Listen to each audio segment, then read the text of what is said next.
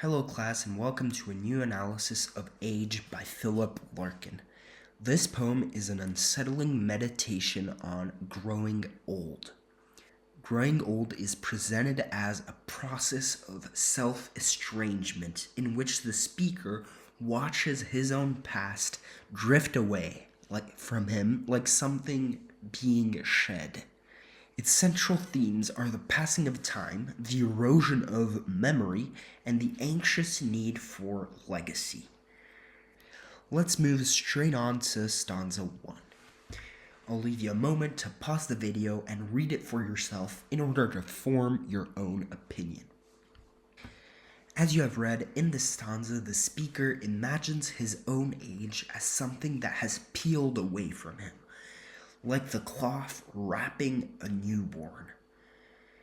His age then drifts into the distance where it remains strangely alive and full of noise and memory. Then the speaker addresses everything he once strived for and admits that those ambitions now feel small and low. The poem opens with an image of strangeness through this simile. The speaker describes his age as having fallen away like white swaddling. This simile compares the age being shed to the cloth that is shed from a newborn baby, that is progressively removed and peeled off a newborn baby. Therefore, instead of age accumulating, building up onto us, it falls off us, as though it was something early and foundational that has been discarded. Beyond the simile, swaddling functions as a symbolism. It represents a former identity, the wrappings of a youth, an earlier self being shed. The word white intensifies this because it connotes blankness, purity, and absence. It is therefore the youthful vulnerability and innocence that is being shed, being discarded from our own bodies. The age is then personified as it floats and becomes verbs that give it independent motion and transformation. Age is not passively discarded, it actively drifts and changes on its own accord, as though the past has an entirely separate life from the speaker who lived in it. Larkin's choice of middle distance is deeply symbolic. Our former life, our past, moves into this indeterminate zone where things are visible but not reachable.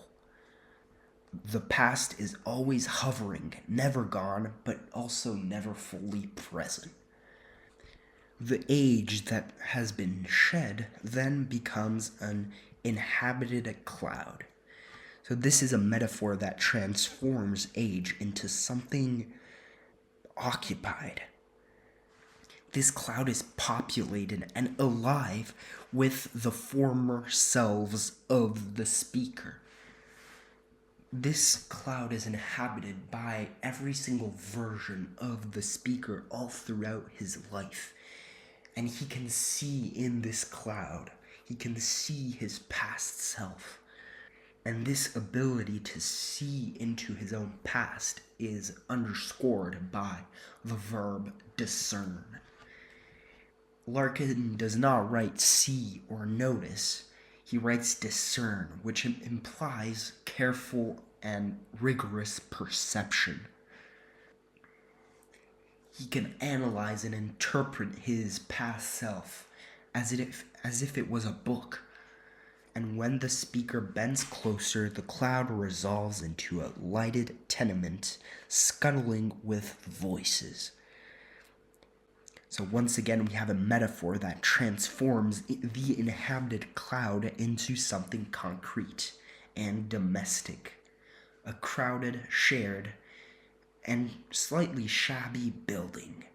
You might notice that this shabby building, this tenement building, is deliberately unglamorous. It is not a grand palace, but just an ordinary tenement scuttling with voices. The poem then pivots dramatically with "O you tall game." This is an apostrophe as the speaker directly addresses the abstract pursuits of his life, this tall game. So this represents ambition, belonging, and social competition. And as mentioned earlier, with this apostrophe O, he directly addresses tall game, which is a metaphor. It is a metaphor for the life's pursuits: status, desire, belonging, social popularity. We can notice that the adjective tall connotes prestige to these social pursuits. And the diction, "tired myself with joining," shows how hard the speaker strived to obtain these social goals. But all of it was obviously in vain. And the stanza ends with one of its most striking similes in knee-level weeds. What was once a tall game, elevated, competitive, worth exhausting yourself for, is now low and common and unkempt. The verb wade implies slow resistance rather than pursuit. The speaker's former ambitions, which he strived so hard for, are now things that he lives in spite of, which he has to wade through without much care. Let's now move on into stanza 2. As always, I'll leave you a moment to pause the video and read the stanza for yourself in order to form your own opinion. In the stanza, the speaker reflects on who or what accompanies him now in his old age. He also turns to look back at his own life, searching for what traces he has left, and cannot settle on whether they are human, animal, or avian. The companions of the speaker's old age, which the speaker says are silence and space in line 2, are personified as faithful and loyal servants. Silence and space attend him, they wait on him and accompany him. Whilst the speaker's two servants might always be loyal to him, they are definitely not emotionally and morally warm to him, as shown by this metaphor, which compares silence and space to translucent bergs or icebergs. Icebergs are cold, immense, and carry most of their weight hidden beneath the surface. And the tenderness in the word dear set against this cold image creates a kind of a duality and ambivalence. The speaker holds silence and space as dear, but this quiet is definitely not warm or comforting. So the speaker's two companions in his old age are silence and space. But what do these two concepts actually entail? What do they symbolize? Well, silence, first of all, symbolizes the absence of voice, of company, and ambition, whereas space symbolizes emptiness and vacancy. Together, they represent the lack of excitement of the life that age brings. The speaker then offers the poem's second major metaphor, the nest here of my head. The mind is imagined as a nest, a place where things are born and when they naturally leave. And from this nest, so much has flown. Memories, thoughts, feelings, energy, youth, parts of his former self, which are gone from his nest.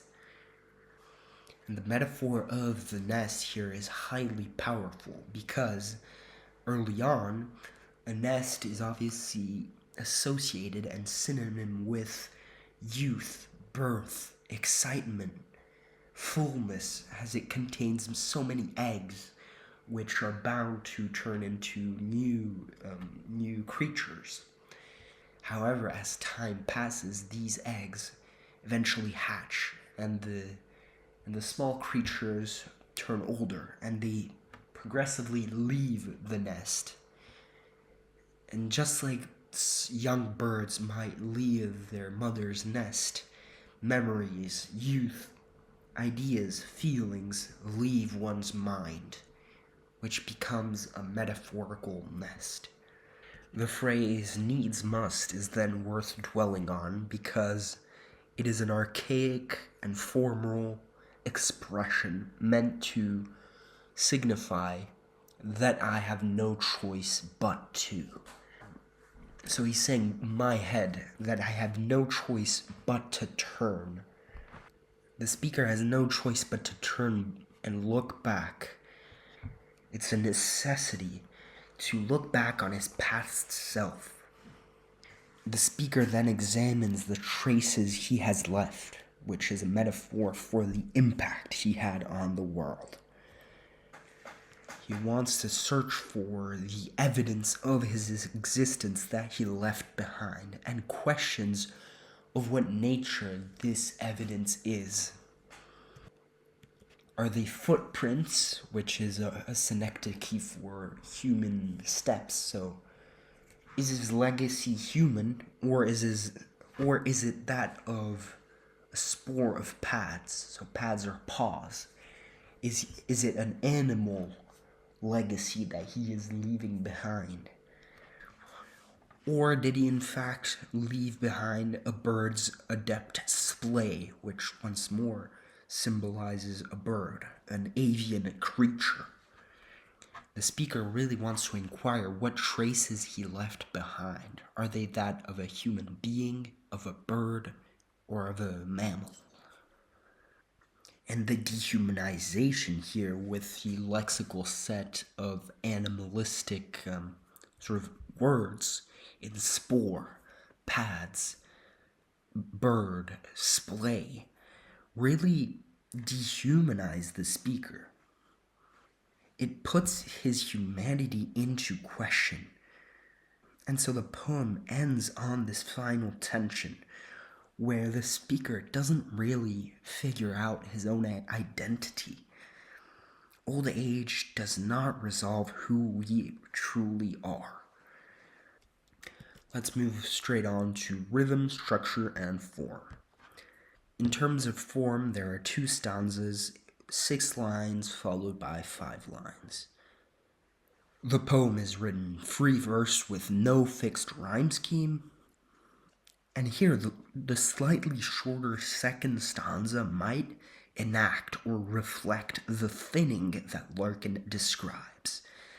As we grow older, our nest, our minds, become barren, become sterile, and are depopulated of all its feelings, thoughts, ideas, emotions, and memories. Just like our minds have fewer words and less material, the stanzas diminish in length. Then, in terms of structure, as said before, the stanza is divided into 2 stanzas. Stanza 1 looks outward and backward. The shed age, the inhabited cloud, the tenement of voices, and the waded through weeds. On the contrary, stanza 2 turns inward and becomes a search on the question of legacy. Finally, in terms of rhythm, the poem is written in free verse without fixed meter.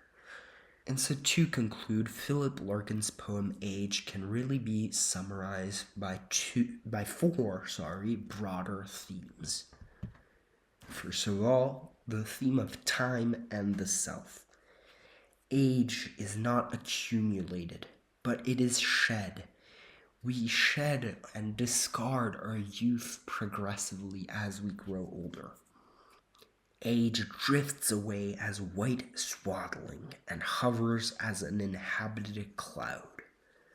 persistently present yet no longer worn. The self is not a fixed entity, but it is something that progressively loses layer and loses in substance. There's also the theme of ambition and its diminishment. "Oh, you tall game, I tried myself with joining," reveals a life spent in a pursuit of futile and vain goals. However, the subsequent simile of knee-level weeds deflates those ambition. As the speaker grows, he becomes more and more disillusioned with his former objectives and goals. He realizes that what he once strived so much for isn't actually that important to him. There's also the theme of silence and solitude. As the speaker grows older, he loses many of his former companions and is only left with silence and solitude. However, this silence and solitude is paradoxically very comforting for an old man such as the speaker. He calls them dear translucent bergs. Age offers peace, which is cold, spare, but somehow it feels just right. Finally, there's the idea of identity, as the closing lines refuse to settle on a human or animal identity. For Larkin, age therefore does not resolve who we are.